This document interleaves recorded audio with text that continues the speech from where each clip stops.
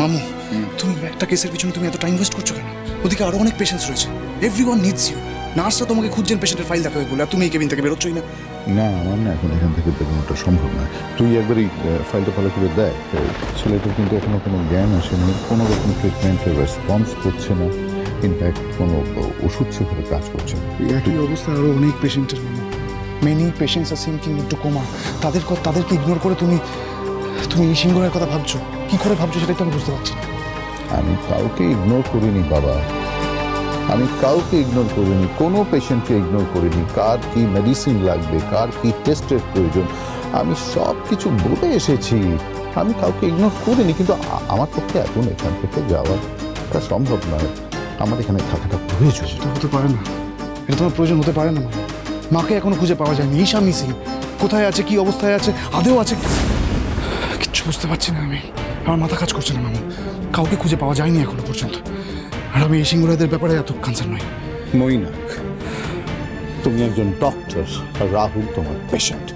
আমি জানি আমি একজন ডক্টর, এটা আমার ডিউটি প্রত্যেকটা পেশেন্টের ইকুয়ালি ট্রিট করা। কিন্তু আমার নিজের লোকেরা যখন এখানে বিপদের মধ্যে পড়ে আছে তখন আমি অন্য কারোর কথা ভাবতে পারছি না। Believe me, you believe me, আমি তোকে বলছি কিচ্ছু হয়নি তোর মা আমি বলছি শি ইজ ফাইন, একদম ঠিক আছে। আমার কথা তুই বিশ্বাস কর। আর তুই যাকে বলছিস না যে তোর আপন পথ, না সে তোর আপন, ও তোর নিজের রক্ত, তোর ভাই।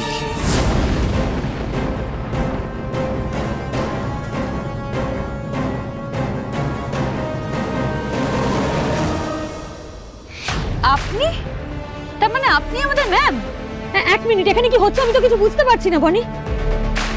তানি ম্যাম মানে? উনি আমাদের ডিপার্টমেন্টের স্পেশাল ফোর্সের অফিসার। উনি এতদিন অ্যান্টিক্স পাচারকারীদের ধরবেন বলে সিক্রেট মিশনে ছিলেন। হোয়াট? আর আপনি কি করে জানলেন যে তানি এখানে আসবে? কারণ তানি আমার বেস্ট ফ্রেন্ড, আর তানি সেটাই করেছে যেটা আমাকে করতে বলেছি। আপনি মিসিং হয়ে যাওয়ার পর আমি ওকে পুরো বিষয়টা ইনভেস্টিগেট করতে বলেছিলাম। তবে এর মধ্যে এমন কিছু ঘটনা ঘটেছে সেগুলো বোধহয় এখন এক্সপ্লেন করাটা ঠিক হবে না। এখন সে সময়ও নেই, তবে সময়ের সাথে সাথে আপনি সবটা জানতে পারবেন। খড়ি দেখো, আমাদের এই বিয়ের ব্যাপারটা পুরোটাই প্রিপ্ল্যান্ড। আমি এই অ্যান্টিক্স পাচারকারীদের ধরবো বলে, ফাইনাল মিস্ট্রিটা সলভ করবো বলে এখানে এসেছি। এটাই আমার লক্ষ্য ছিল। হ্যাঁ, আমি এর মাঝে অনেক ভুল করেছি, কিন্তু পর মুহূর্তে সেগুলো শুধরে নেওয়ারও চেষ্টা করেছি।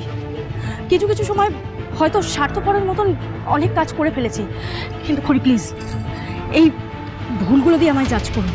কিন্তু জাম্বো, তুমি একবার আমাকে জানালে না উনি যে কাজটার জন্য তোমাকে হেল্প করতে এসেছিলেন সেটাই যে আমি করছিলাম, এটা জানা সত্ত্বেও তুমি আমাকে জানালে না। বনি, এখন এসব আলোচনা করার একদম টাইম নেই আমাদের হাতে। ঘাটে কিন্তু ওদের নৌকো দাঁড়িয়ে আছে, আর আমাদের কিন্তু ফোর্স কম পড়তে পারে।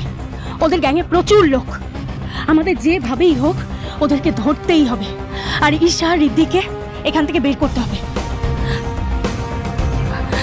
সরি, ভুল করে ঈশা বলে ফেলেছি। খড়ি শোনো, টাইম নেই একদম আমাদের হাতে। হ্যাঁ, ওই মেন রোডে আমাদের গাড়ি দাঁড়িয়ে আছে, এই জঙ্গলটা পেরোলেই পেয়ে যাবে। তোমরা প্লিজ যাও এখান থেকে। যাও।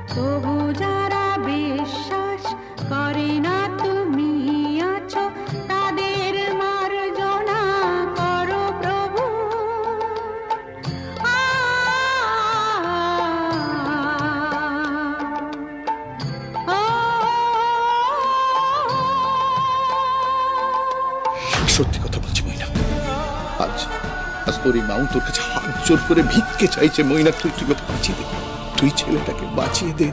তুই পারবি ওকে সুস্থ করে আমার কাছে ফিরিয়ে দিতে, আমার ছেলেকে আমার কাছে ফিরিয়ে দিতে। তুই পারবি মৈনাক, পারবি। এটা কি বললে তুমি?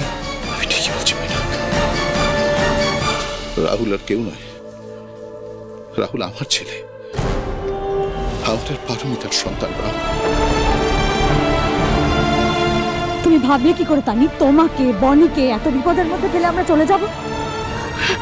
প্লিজ আপনি ওকে বোঝান। এক্স্যাক্টলি, খুঁড়ি ঠিক কথাই বলছি। আর তুই তো বলছিস তোদের ফোর্স কম পড়বে, আর ওদের গ্যাং কোথায় আছে কেউ কোথাও জানি না। তোদের ব্যাকআপ ফোর্স এখন এসে রিদ্ধি, আমরা trend officer, this is our job Riddhi. আমরা সবটা ম্যানেজ করে নেব, আমাদের কিচ্ছু হবে না। কিন্তু যেভাবেই হোক আমাদের ওই অ্যান্টিক্স পাচারকারীদের ধরতেই হবে। কে এর মাথা সেটা খুঁজে বের করতেই হবে। তোরা প্লিজ যা এখান থেকে। খড়ি খড়ি প্লিজ জেদ করুন, তোমরা যাও এখান থেকে, টাইম নেই হাতে, যাও না। বলছি তো আমি এখান থেকে কোথাও যাব না যতক্ষণ না আমি সবটা জানতে পারছি। আমি এখান থেকে এক পাও নড়ব না। এই প্রত্যেকটা লোক দেবলীনা সিংহ রায়ের লোক, আর আমি জানতে চাই উনি এদেরকে দিয়ে আর কি কি করিয়েছে। খড়ি আমার কথাটা শোনো, খড়ি একদম টাইম নেই এখন। তোমরা প্লিজ যাও, তোমাদের লাইফ রিস্ক হতে পারে খড়ি। Exactly, risk. আমরা যদি তোদের ছেড়ে চলে যাই তাহলে তোদের জন্য সেটা রিস্ক হতে পারে। রিদ্ধি কেন বুঝতে পারছিস না? তোরা আই উইটনেস, তোদের সেফটির দায়িত্ব আমাদেরও। তোরা প্লিজ যা এখান থেকে রিদ্ধি, আর টাইম নষ্ট করিস না, যা।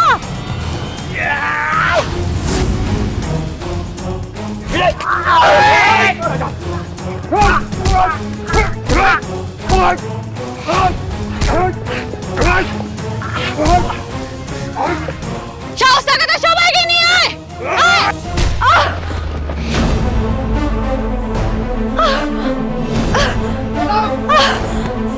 ম্যাডাম, ম্যাডাম আপনি ঠিক আছেন তো?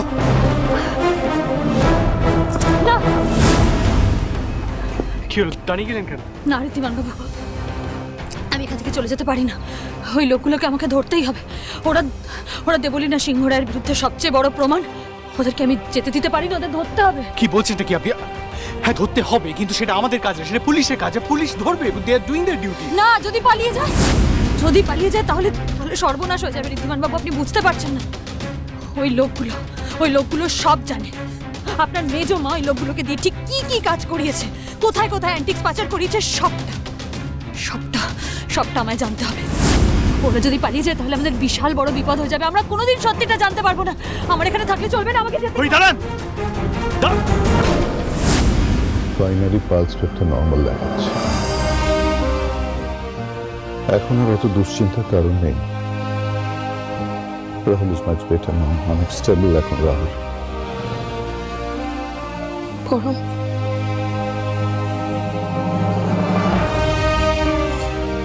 আমার তোমাকে কৃতজ্ঞতা জানানোর ভাষা নেই।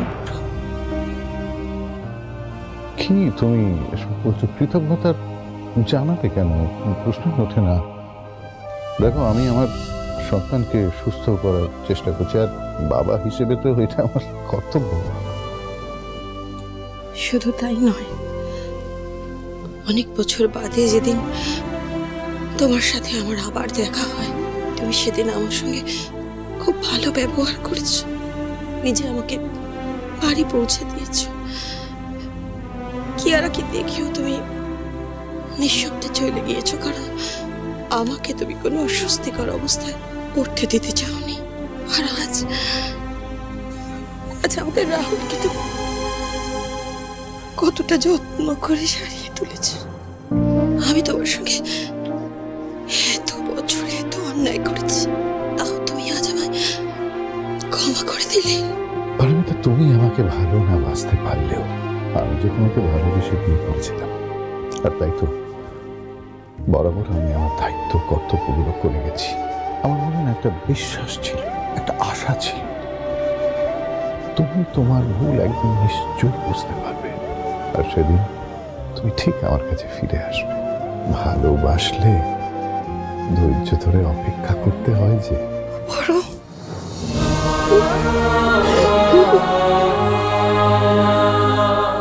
মাম্মামের মুখের দিকে তাকিয়ে আমাকেও এবার রাহুলের পাশে থাকতেই হবে। ওকে সুস্থ করে তুলতেই হবে আমায়।